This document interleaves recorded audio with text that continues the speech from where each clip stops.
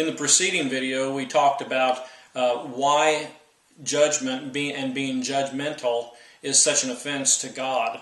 In this particular video, we want to look at, we want to identify when we judge and who it is that we're judging, and how we can move into guarding our heart so that we don't move into judgment. God really is interested, I believe, in causing us, the church, to rise up to a higher level of spiritual maturation.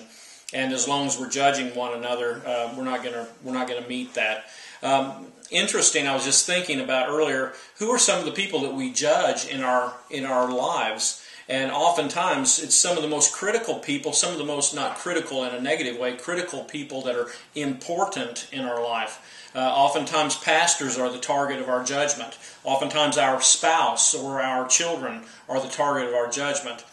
Oftentimes, it's our best friends that we judge. It's because we're around those people a lot, and we see them in their strengths and in their weaknesses. And oftentimes, we praise them for their strengths, but when we see their weakness, it becomes more paramount in our thought and in the way that we perceive them.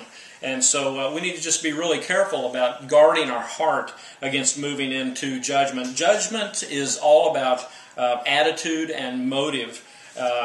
And in order to change that, we would do well to begin to look at people through the eyes of mercy. Look at people through the eyes of Christ. Look at people through the eyes of the heart of God. And that'll change the way that we see people.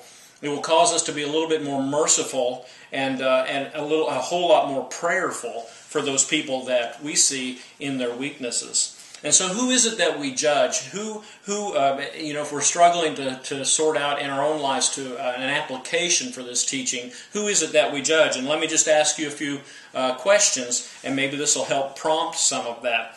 Who is it in your life that rubs you wrong consistently? Think about that for a moment. Who is it that rubs you wrong consistently? Who is it in your life that steps over your personal boundaries? Whatever your boundaries might be. Who is different than you in your life? Who is it in your life that does things differently than you, and it just irritates you?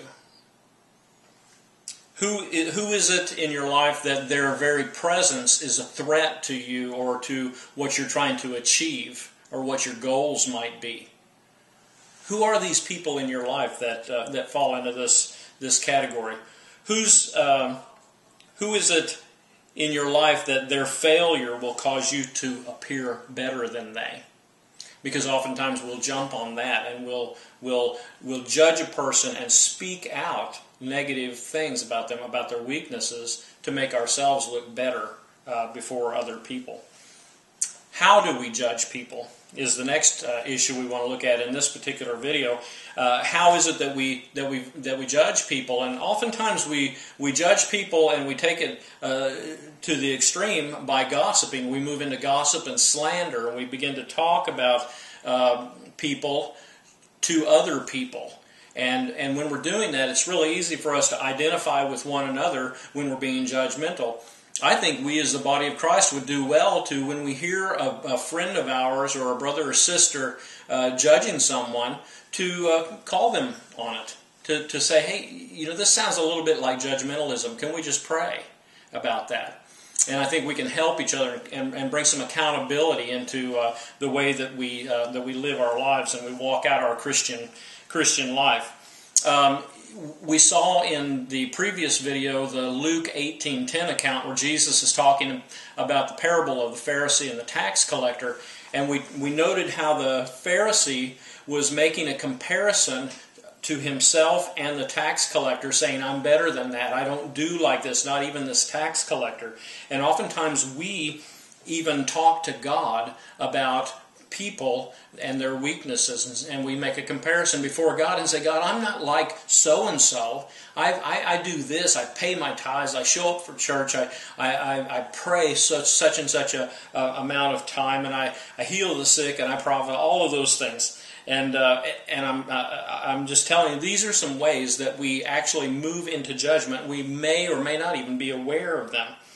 And the third one, and this is probably the most common one, is we silently judge people. We think thoughts about people's weaknesses, and we attach teeth to those thoughts. We're not just making an observation. It's not just discernment in action, but we actually become the judge and jury in their lives, and we say, I see them doing that, and I want this to happen to them for that. This is what they deserve, and I hope God metes out to them what they deserve. Now, in the third video, we're going to talk about the solution to this and how to reverse the effects of being judgmental. So stay tuned for that one. God bless. Have a great day.